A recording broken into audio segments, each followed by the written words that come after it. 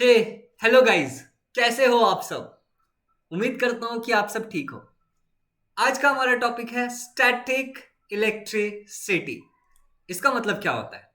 क्या कभी आपने बचपन में इस तरीके से एक स्केल उठाया और उसको अपने बाल पे रब किया और फिर उसको पेपर पे चिपकाने गए और पेपर उस पर चिपक गया? क्या आपके साथ कभी ऐसा हुआ है? क्या कभी आपने ये एक्सपेरिमेंट किया है? ग्लास रॉड, सिल्क क्लोथ, अगर आपने किया होगा तो क्या आपको उसके पीछे का साइंस पता है?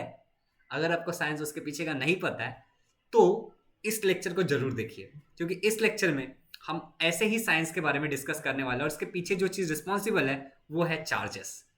तो ये है सेवेंथ स्टैंडर्ड का एट्थ चैप्टर जिसका नाम है स्टैटिक इलेक्ट्रिसिटी। और हमने पीछे 7 चैप्टर कवर कर लिए हैं जो आप जरूर जाके देखिएगा ऊपर आई बटन में। ठीक है, मैं प्लेलिस्ट डाल दूंगा तो आप जरूर देखिएगा। तो चलिए शुरू करते हैं, मगर उससे पहले अगर आप इस चैनल पे नए हैं तो चैनल को सब्सक्राइब कर दीजिए और बेल आइकन को दबा दीजिएगा जिससे आपको नोटिफिकेशन मिले, और लाइक करके अपनी अटेंडेंस तो जरूर ही लगा दीजिएगा। तो चलिए बच्चों, शुरू करते हैं बिना किसी टाइम पास के।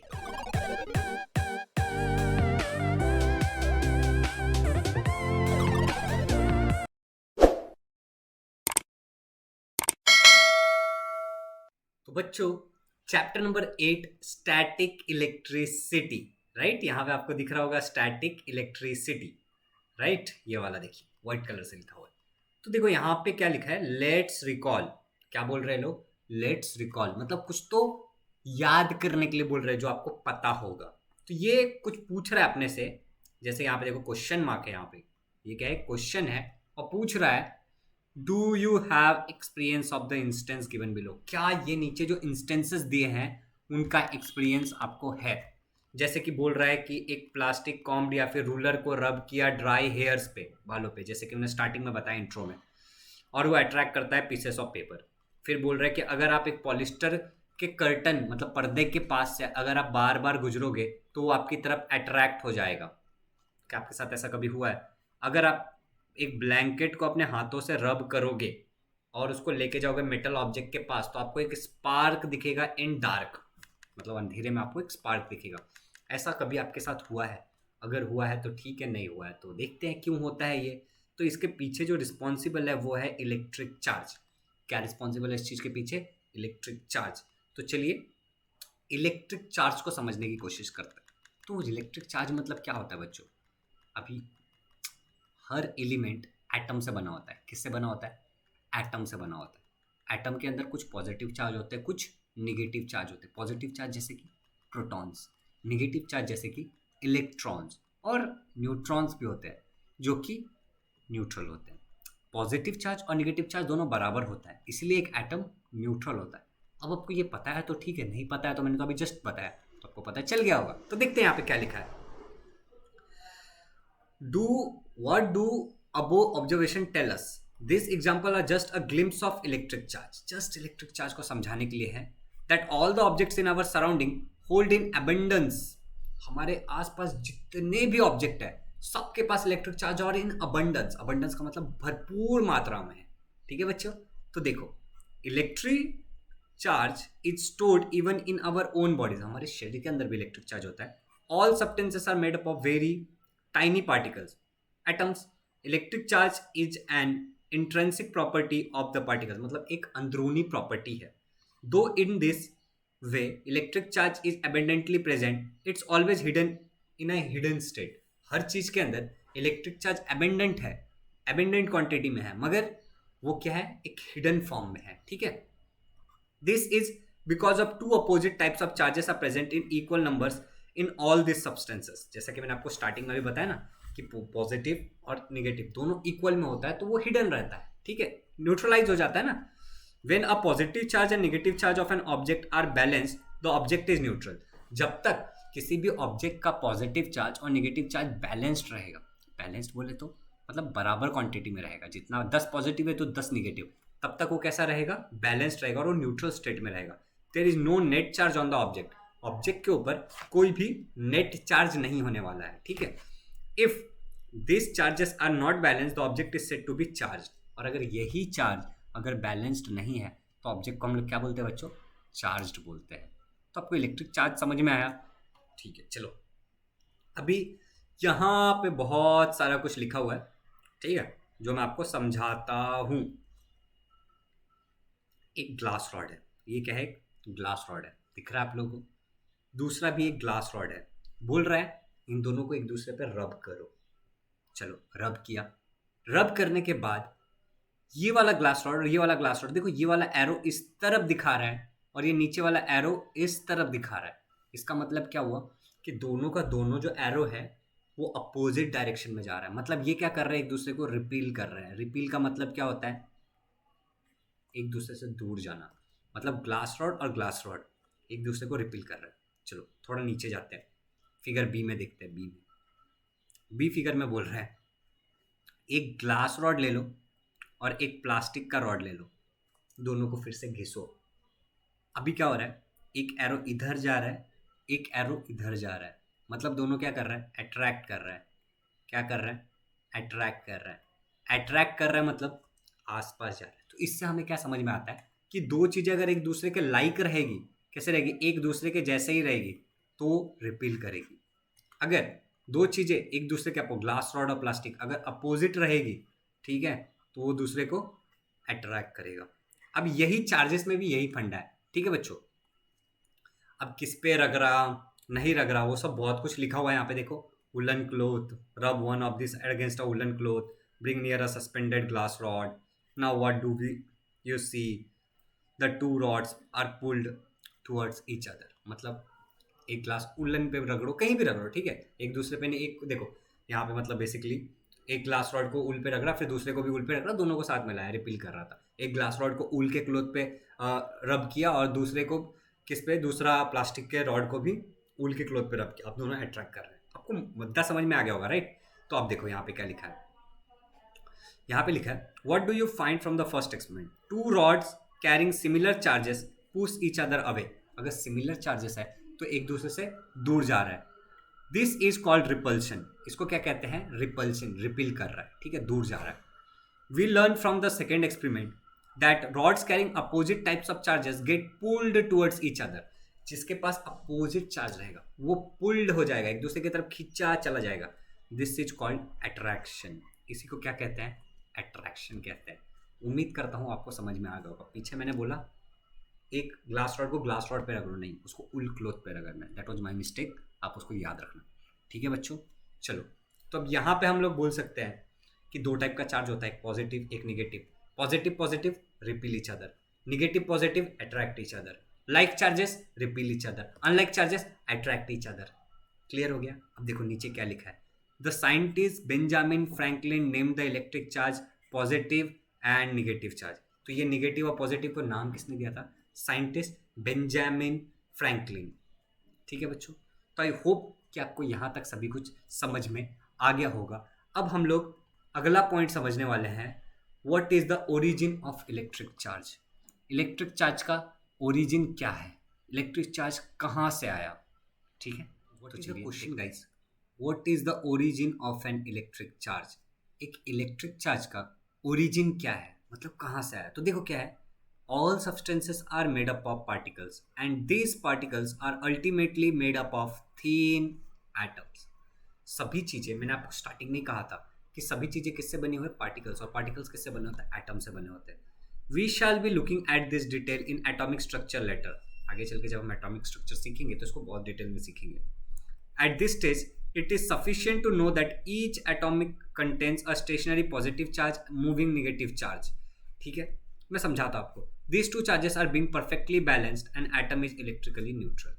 तो देखो बच्चों, सिंपल सी बात है, एटम के अंदर एक न्यूक्लियस होता है। क्या होता है? इस तरीके से न्यूक्लियस होता है, उसके बगल में इस तरीके के ऑर्बिट होते हैं। क्या होते हैं? ऐसे ऑर्बिट होते हैं।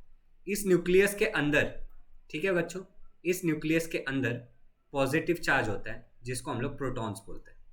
इसके ये स्टेशनरी होता है। प्रोटॉन्स कैसे होते हैं बच्चों? पॉजिटिव प्रोटॉन्स जो है वो स्टेशनरी होंगे, ओके।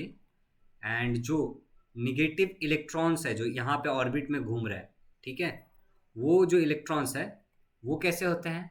वो मूविंग होते हैं, ठीक है। और वो कैसे होते हैं? निगेटिव होते हैं, निगेटिव इलेक्ट्रॉन्स। तो आई होप कि यहाँ तक समझ में आ गया हो। तो चलो आगे देखते हैं आगे क्या लिखा है। तो आगे लिखते हैं लोग, ठीक है, कि all the objects are made up of atoms which means they are electrically neutral, then how do objects become electrically charged. सभी चीजें एटम से बनी हुई है, एटम्स के अंदर पॉजिटिव और नेगेटिव बराबर है तो वो न्यूट्रल है, तो सभी चीजें भी न्यूट्रल होंगी। तो चार्जेस कहाँ से है, चार्जेस कैसे एग्जिस्ट करते हैं, तो ये फिगर्स तो हम बाद में देखेंगे, पहले पढ़ लेते हैं क्या है। For some reason the balance of the electrical neutral atom get disturbed. For example, when certain objects are rubbed against each other, the negatively charged particles on one object go to the other object. The object to which they go becomes negatively charged due to an excess of negatively charged particle. Similarly, the object from which the negatively charged atom goes become positively charged, और इस तरीके से negatively charged बनता है basically. देखो just formality के लिए पढ़ा, ठीक है। अब देखो ये एक ऑब्जेक्ट है, ठीक है, और ये वाला दूसरा ऑब्जेक्ट है। अभी इस पे देखो, एक पॉजिटिव चार्ज, दो पॉजिटिव चार्ज, तीन positive charge, negative negative negative बराबर है, ठीक है। अभी इसमें भी पॉजिटिव और निगेटिव है, दोनों को एक दूसरे पे रख रहा। अब क्या होगा, यहाँ से निगेटिव जो था वो यहाँ पे चला गया। पहले क्या था, पॉजिटिव निगेटिव बराबर था, लेकिन अभी देखो पॉजिटिव 3 है, निगेटिव 1 है, मतलब पॉजिटिव ज़्यादा है, तो ये कैसा हो गया, पॉजिटिवली चार्ज हो गया। इसमें पॉजिटिव कम है, निगेटिव ज़्यादा है, तो ये निगेटिवली चार्ज हो गया। तो इस तरीके से पॉजिटिव और निगेटिव चार्ज एग्जिस्ट करता है। समझ में आया आपको? तो चलो आगे बढ़ते हैं। न्यूट्रल में कैसा सीन रहेगा, बराबर रहेगा। इसमें देखो 3 positive 3 negative, 3 positive 3 negative. Okay चलो अभी देखते हैं। ये सब तो किसी काम का नहीं है, बस यहाँ पे कुछ इंपॉर्टेंट सा बताया है। Each atom is electrically neutral, it has an equal amount of positive and negative charge. हर एटम इक्वल होता है, उसमें equal number of positive and negative charge होता है। If for some reason the negative charge decreases then the atom become positively charge. अगर किसी कारण से नेगेटिव चार्ज अगर डिक्रीज होगा तो एटम क्या हो जाएगा, पॉजिटिवली चार्ज, और अगर नेगेटिव चार्ज इंक्रीज होगा तो एटम हो जाएगा नेगेटिवली चार्ज। अभी देखो यहाँ पे कुछ बहुत ही इंपॉर्टेंट सा है जो हम लोग देखते हैं, और वो है फ्रिक्शनल इलेक्ट्रिसिटी। क्या है बच्चों, frictional electricity. Guys, the electric charge generated by friction is called frictional electricity. जब किसी भी चीज के फ्रिक्शन के कारण उसके अंदर इलेक्ट्रिक चार्ज जनरेट होता है, then that is called as frictional electricity. उसको क्या कहते हैं हम, फ्रिक्शनल इलेक्ट्रिसिटी उसको हम लोग कहते हैं। अब आगे देखो क्या है, this charge is produced only at place of friction. ये कहाँ पे प्रोड्यूस होता है, जहाँ पे फ्रिक्शन होगा, only at the place of friction पे ये प्रोड्यूस हो, ठीक है। Hence it is called as static electricity, और इसीलिए इसको क्या कहते हैं, स्टैटिक इलेक्ट्रिसिटी। मतलब ये माउस को और ये स्टाइलस को अगर मैं एक दूसरे से रब करूंगा तो जहाँ पे फ्रिक्शन हुआ है खाली वहीं पे एक चार्ज डेवलप होगा, और इसी के लिए हम इसको क्या कहते हैं, स्टैटिक इलेक्ट्रिसिटी। मतलब एक ही जगह पे रहेगा, मूव नहीं करेगा। आगे बढ़ते हैं। It remains on the object for a short duration, थोड़ी देर के लिए रुकता है। The charges of the static electricity are absorb in moist air, तो जो मॉइस्चर हमारे बगल में है एयर में वो उसको एब्जॉर्ब कर लेता है। That is why this experiment should be performed in dry weather, particularly in winter. इसी के लिए इसको ड्राई वेदर में करना होता है, पर्टिकुलरली इन विंटर। तो अभी यहाँ पे कुछ एक्सपेरिमेंट्स है, सारे एक्सपेरिमेंट का मुद्दा एक ही रहने वाला है, ठीक है। मैं आपको मुद्दा बताता हूँ। जैसे यहाँ पे बोल रहा है एक स्ट्रॉ लो और उसको उलन क्लोथ से रगड़ो, रब करो, ठीक है। और यहाँ पे कुछ स्ट्रॉज रखे हुए हैं, ठीक है, देख रहे हो गया। दूसरा स्ट्रॉ जो रब किया हो उसको उसके बगल में लाएंगे। अगर दोनों का चार्ज सेम होगा तो अट्रैक्ट होगा, दोनों का चार्ज अपोजिट होगा तो रिपील होगा, ठीक है। अब आगे बढ़ते हैं, ठीक है। तो यहाँ पे वही लिखा हुआ है, ठीक है बच्चों। ये अगर आप पढ़ोगे ध्यान से गाइज तो आपको यही समझ में आएगा कि अगर सेम चार्जेस होगा तो अट्रैक्ट रिपील होगा, और अलग चार्जेस होगा तो मैं बता देता हूँ यहाँ पे सेम चार्ज, ठीक है, तो क्या होगा, अट्रैक्ट होगा। अगर अपोजिट चार्ज है तो वो क्या होगा, सेम चार्ज, सॉरी गलत लिख दिया मैंने, सेम चार्ज होगा तो रिपील होगा, सेम चार्ज होगा तो क्या होगा, रिपील होगा। मगर अगर अपोजिट चार्ज होगा तो अट्रैक्ट होगा। सब का मुद्दा वही है और कुछ भी नहीं है। देखो यहाँ पे बोल रहे हैं कि आप थर्मोकॉल का कुछ बॉल्स लो या फिर मस्टर्ड सीड उसको एक बॉटल में रख के हिलाओ, सेम थिंग। यहाँ पे एक वो कॉम वाला एक्सपेरिमेंट है कि कॉम को बाल में रगड़ो फिर पेपर से चिपकाने की कोशिश करो, सेम चीज़। ठीक है, ये वाला कुछ इंटरेस्टिंग सा है। ये नल है, ये कॉम्ब है, और इस कॉम्ब में पानी इस तरफ अट्रैक्ट होगा। तो बेसिकली ये भी चार्जेस के कारण ही होता है, पॉजिटिव और नेगेटिव चार्ज शिफ्ट हो रहे हैं उसके कारण। देखते क्या लिखा है इसमें, ये थोड़ा सा इंपॉर्टेंट है कंपेरेटिवली और थोड़ा सा कुछ अलग है। ओके गाइज, तो मैं बताता हूँ आपको क्या है। ओके, तो अगर आप ध्यान से देखोगे यहाँ पे, पढ़ो, इस चीज़ को पढ़ो। At first the flow of water is not change. पहले तो पानी का फ्लो चेंज नहीं होगा, मतलब जैसे पानी यहाँ से ऐसे जा रहा है वैसे ही जाएगा। When the negatively charge comb comes near the flowing water, लेकिन ये निगेटिवली चार्ज कॉम्ब है, ठीक है, मतलब इसमें निगेटिव चार्ज ज़्यादा है। मतलब ये जो कॉम्ब है, सपोज करो ऐसा, इसके अंदर इस तरीके से निगेटिव चार्ज ज़्यादा है एज कम्पेयर टू पॉजिटिव। समझ में आ गया? चलो, the negatively charge particles in it is nearest to the comb are pushed away, the part becomes positively charged due to the deficiency of negative charge. The comb has negative and the water has positive charge. अब ये पुस्ट वूस्ट को छोड़ो, बस ये समझो इसमें ज़्यादा negative charge है, इसमें ज़्यादा पॉजिटिव चार्ज है, तो ये पॉजिटिवली है तो ये इसकी तरफ अट्रैक्ट होगा। क्या होगा? अट्रैक्ट होगा। ठीक है, due to the attraction between the opposite charges the flowing water is attracted towards the comb. तो फ्लोइंग वाटर क्या होगा? अट्रैक्ट होगा कॉम्ब की तरफ। अब आगे बढ़ते हैं। अब when the comb is taken away, अभी कॉम्ब को जब हटा देंगे, the negative particles in the flowing water comes back to their original position and the positive and negative charges become equal in number. As the result, the water becomes uncharged again and stop getting attracted toward the comb. मतलब क्या बोला कि इसमें negative ज़्यादा था, ठीक है, as compare to positive, और इसमें पॉजिटिव और नेगेटिव बराबर था। ठीक है, तो इसमें नेगेटिव ज़्यादा था ना, तो नेगेटिव ने क्या किया? पॉजिटिव को अट्रैक्ट कर लिया। ठीक है, लेकिन जैसे ही इसको दूर किए तो पॉजिटिव नेगेटिव अपने ठिकाने पे आ गया और वापस न्यूट्रल हो गया। समझ में आ गया? चलो, सेम बलून वाला है, जब तक चार्ज इसमें रहेगा तब तक वो अट्रैक्टेड रहेगा, नहीं तो नहीं रहेगा। तो यहाँ पे क्या लिखा है? The number of positive and negative charges are equal और अनचेंज्ड और न्यूट्रल ऑब्जेक्ट। अगर न्यूट्रल ऑब्जेक्ट है तो उसमें नंबर ऑफ पॉजिटिव और नेगेटिव इक्वल रहेगा या फिर अनचेंज्ड रहेगा। अब दूसरा बोल रहा है the electric charge generated by induction stage only as long as the charge object is near to it. जैसे इस वाले एक्सपेरिमेंट में, क्या बोल रहा हूँ मैं, इस वाले एक्सपेरिमेंट में जो कंघी लाए थे, ये पानी का बहाव इस तरफ कब तक आया? जब तक कंघी उसके बगल में था, तो ये हेयर कॉम्ब इसके पास था। जैसे ये हेयर कॉम्ब दूर गया तो ये न्यूट्रल जगह पे आ गया। समझ में आया आपको? चलो फिर आगे बढ़ते हैं। सब वही लिखा हुआ है और कुछ नहीं है। Positive negative attract each other, negative negative positive positive repeal each other, like charges repeal each other, unlike charges attract each other. चलो, अब सीधे आते हैं यहाँ पे। ये कुछ अलग है, कुछ नया है, कुछ हटके है, और इसमें थोड़ा मतलब मुद्दा वही है लेकिन समझने में मजा आएगा। तो क्या है देखो, बोल रहा है एटमॉस्फेरिक इलेक्ट्रिक चार्ज, मतलब कि एटमॉस्फेयर में भी इलेक्ट्रिक चार्ज होता है। कैसे होता है, क्या होता है, कितना होता है, देखते हैं।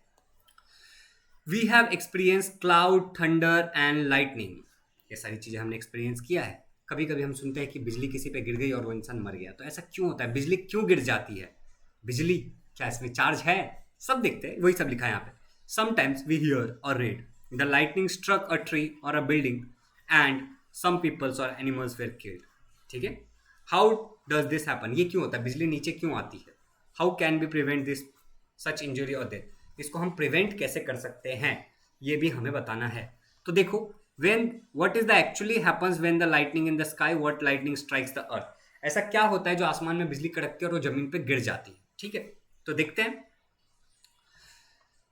Where airs or clouds rub against each other in the sky, the upper part of the some clouds on the upper side becomes positively charged and the lower sides become negatively charged. क्या बोल रहे हैं?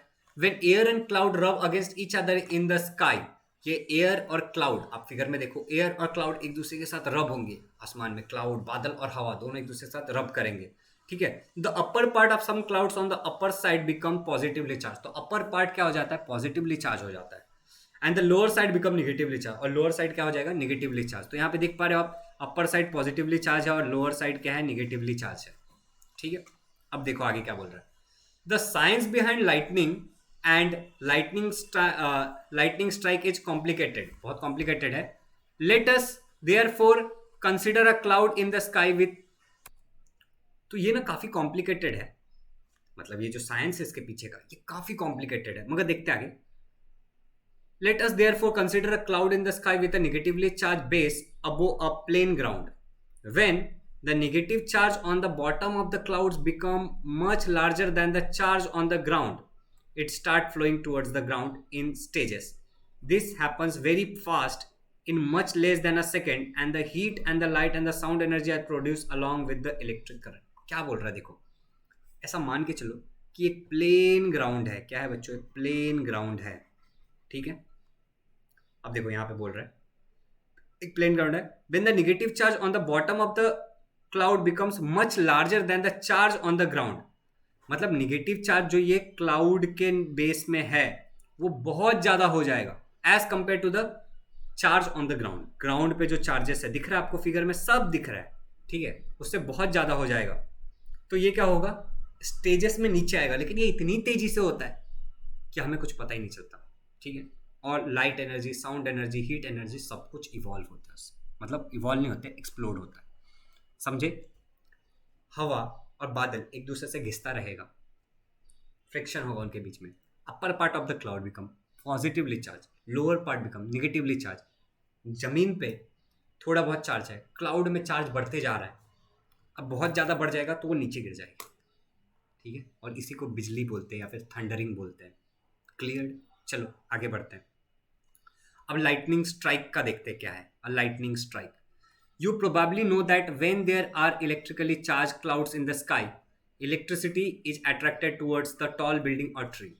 ठीक है, tall building या फिर tree की तरफ वो लाइटनिंग अट्रैक्ट होता है. When lightning strikes an opposite electric charge is generated on the roof of a building और on the top of a tree by induction. जब भी लाइटनिंग स्ट्राइक करती है तो जो भी ग्राउंड है या फिर जो भी ट्री है, बिल्डिंग है, उस पर इंडक्शन के कारण अपोजिट चार्ज जनरेट होता है. Due to the attraction between opposite charge, opposite charges तो एक दूसरे को अट्रैक्ट करते हैं, right. On the cloud the building charge on the cloud flows towards the building, this is called lightning strike. और इसी को लाइटनिंग स्ट्राइक बोलते हैं. फ्रिक्शन के कारण जब वो गिरेगा तो अपोजिट चार्ज जनरेट होगा, अपोजिट चार्जेस अट्रैक्ट करेंगे और वो स्ट्राइक कर देगा. क्लियर? काफ़ी सिंपल. अभी चलो यहाँ पे बच्चा कुछ तो बहुत सारा सोच रहा है, ये बहुत ही अच्छी चीज़ें लिखी है, आप खुद पढ़ोगे, बहुत सिंपल है, कुछ हार्ड नहीं है. आगे बढ़ते हैं. अब देखो यहाँ पे है लाइटनिंग कंडक्टर, वो है लाइटनिंग कंडक्टर. अब लाइटनिंग कंडक्टर वो डिवाइस होता है जो बिजली के झटकों से बचाता है, मतलब लाइटनिंग से प्रोटेक्ट करेगा. और lightning conductor is a device use for protection from lightning strike. जो लाइटनिंग स्ट्राइक होगा उससे प्रोटेक्शन देगा. अब इसमें क्या होता है? It consist of a copper strip with one end forked. ये कॉपर स्ट्रिप का कंसिस्ट होता है, देखो कॉपर स्ट्रिप है यहाँ पे दिख रहा है. वन एंड क्या होता है उसका? फॉर्क्ड होता है, मतलब इस तरीके से होगा, ये जो दिख रहा है इस तरीके से. This and at the highest part of the building, ये हाईएस्ट पार्ट पे होगा एक बिल्डिंग है जहाँ पे भी आपको लगाना है. The other end of the strip is connected to the plate of cast iron. तो ये आयरन का कास्ट है, देखो यहाँ पे फिगर में सब दिख रहा है, ठीक है. The pit is dug in the ground, जमीन के अंदर खड्डा किया जाता है. And a coal and salt are filled into the pit and the iron plate is placed upright in the pit. Coal और सॉल्ट और वाटर उसमें रखा जाता है और उसको अपराइट रखा जाता है, मतलब खड़ा करके उसमें रख दिया जाता है उस आयरन कास्ट को, ठीक है. अब देखो, this is also provision for pouring water into it. यहाँ पे एक और चॉइस है कि आप उसमें पानी भी रख सकते हो. This helps to spread the electric charge quickly into the ground and prevent damage. Electric charge को क्विकली जमीन में जाके वो डिस्ट्रीब्यूट करने के काम आता है ये चीज. आगे देखते हैं क्या लिखा है. Whenever an electrically charged cloud passes over the building, the electric charge flowing towards the building are conducted into ground through the copper strip. The damage to the building is prevented. When such a lightning conductor earthing is fixed on a tall building, the surrounding area is also protected from lightning. You will get more information about how to protection from the lightning in the lesson on disaster management. तो चलो बच्चों, simple सी बात है कि ऐसा होने से क्या होता है, जब भी लाइटनिंग होने वाली रहती है तो वहाँ से वो प्रोटेक्शन हो जाता है, ज़मीन के अंदर डिस्ट्रीब्यूट हो जाता है चार्ज, आसपास का एरिया भी उसके कारण बच जाता है. इसके बारे में अधिक जानकारी हम लोग डिजास्टर मैनेजमेंट में सीखेंगे, जो शायद 10th या 12th चैप्टर है, 11th 12th जो भी चैप्टर आपका, तो बहुत अच्छे से सीखेंगे. तो आई होप कि यहाँ तक आपको सभी कुछ समझ में आ गया होगा और ये चैप्टर यहाँ पे होता है ख़त्म.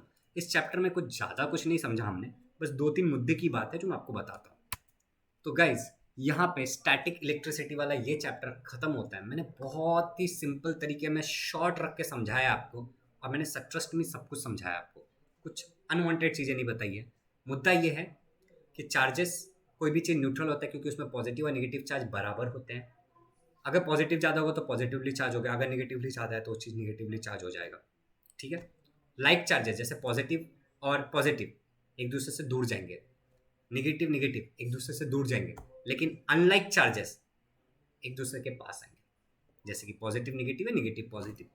तो बस इतना ही हमें समझना है इस चैप्टर में। उम्मीद करता हूँ आपको सब कुछ समझ में आ गया होगा, और अब हम लोग नेक्स्ट चैप्टर में मिलेंगे। वीडियो अच्छा लगा हो तो लाइक कर दीजिएगा, तो अगर आपने नहीं किया, चैनल पे नए हो तो सब्सक्राइब कर दीजिएगा, और अपने दोस्तों के साथ भी शेयर करिएगा। तो चलो दोस्तों, बाय बाय, टेक केयर, मिलते हैं नए चैप्टर में।